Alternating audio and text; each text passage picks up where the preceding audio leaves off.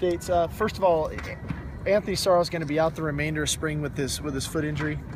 Just wanted to give you guys an update on that. Second one, I probably should have brought this up earlier. Charles Burks is graduated and has decided to transfer to go play his senior season somewhere else. That's why we haven't seen him. And I don't have an update on Bryce Dixon for those of you that want to ask me that question. So, as far as practice, I thought the defense came out really good energy from the start, and then finished with great energy. You know, I mean, I thought they really played well. I thought John Plattenberg has been a guy I should have probably mentioned after day one, just his maturity and his body changing. It showed again today. He made a heck of a play on the last play to knock the ball loose to win the period, three plays to 2, which was a great win for the defense, really by him. So from an offensive standpoint, you kind of tell 2 days of installation, a little too slow for our liking. You know, I mean, we're still kind of, we got a lot of people kind of doing some new things. It was taking a minute just getting lined up.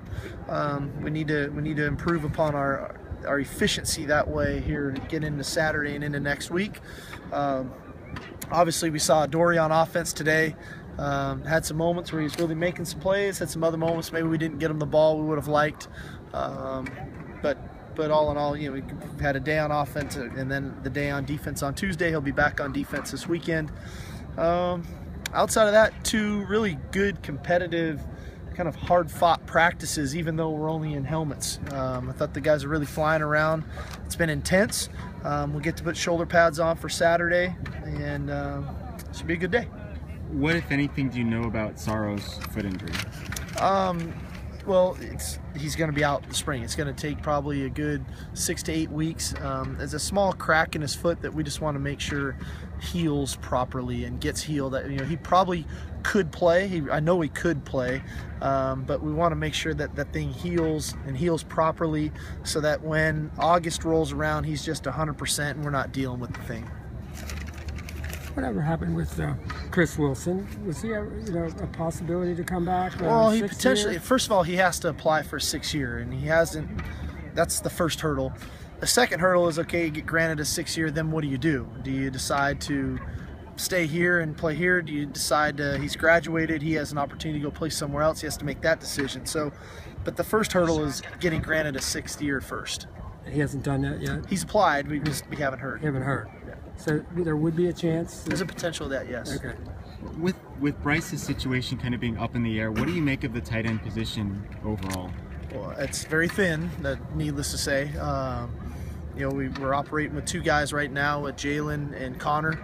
You know, obviously with Tyler coming in the fall is very helpful. And then, as I touched on signing day, we've got a couple guys that have plenty of versatility. Porter Gustin, Osa Messina, that could help us there as well. So, and Christian Rector is another one. So, you know, we have some possibilities there as well. But as present state, it's not great. You know, when you only have 2 tight ends in a system that relies on essentially playing with a tight end just about on every snap, it can be challenging for us, which we ran into a little bit of that today. You know, when I talk about the tempo, we went to some more 4 wide sets to give those guys a breather. In turn, we had some communication issues with substitutions, and if the guys didn't know if they were on or off the field, so we need to clean that up. Is there a potential you might go to more? I'm going to get to both of you, I promise. Go for it.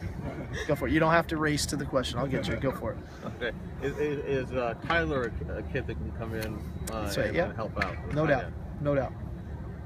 Is there potential more 4 wide, wide outs? Well, that's what we got to look. That's what we got to look at, Dan. I mean, I think that's why the versatility of a Dory, Stephen Mitchell, a Jane, what they can give us. Juju, quite honestly, his understanding of the offense. A lot of it's going to depend on the development of Isaac, of a Daquan Hampton when he gets here. Obviously, we know what Darius can do on the perimeter. So there's plenty of question marks that way. And again, we're day 2 into this thing. We're still just in helmets.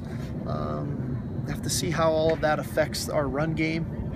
We know the threat it can give us in the passing game, getting all that speed on the field, but we don't want to lose our run game.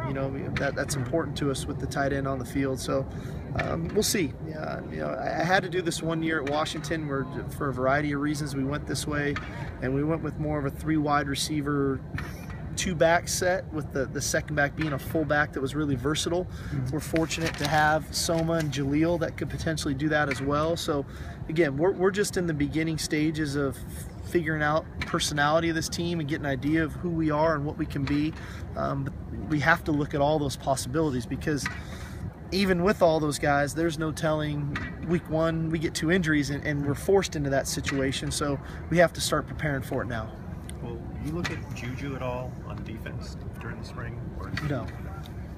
And what kind of went into that decision? I know initially when they came in, you said, you might look at him. He's just so good offensively, and then, with the departure of Nelson and George, he's really our, even though he's only in his second year, he's about our most veteran guy, with experience and playmaking ability, and we just can't afford not to have him as well offensively.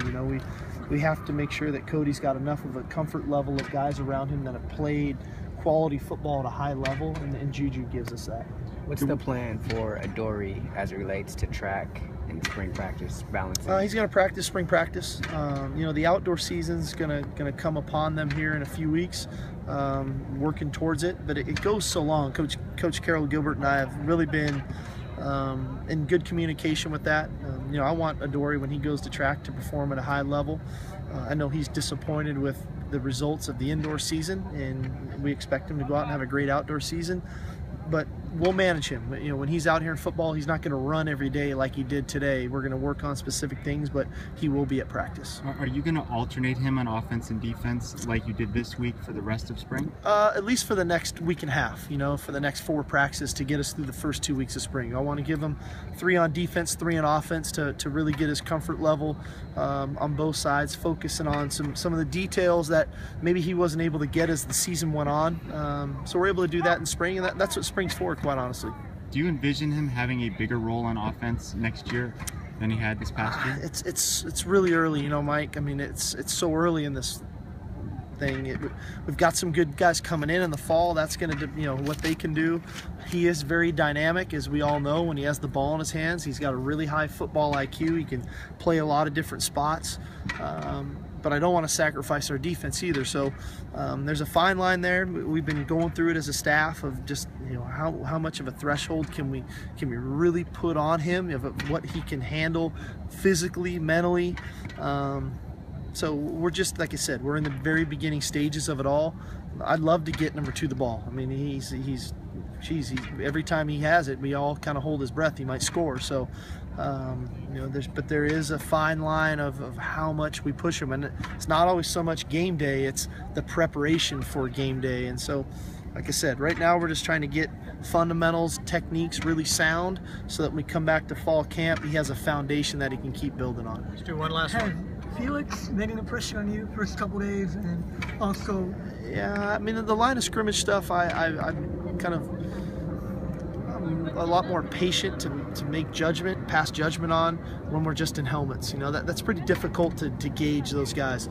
As we move through, as we get shoulder pads on, and as we get into some full pad stuff, I'd probably get a better assessment of the way they're playing. But Scott I've noticed them, but again, I don't put a whole lot into it, because, like I said, we're in helmets right now.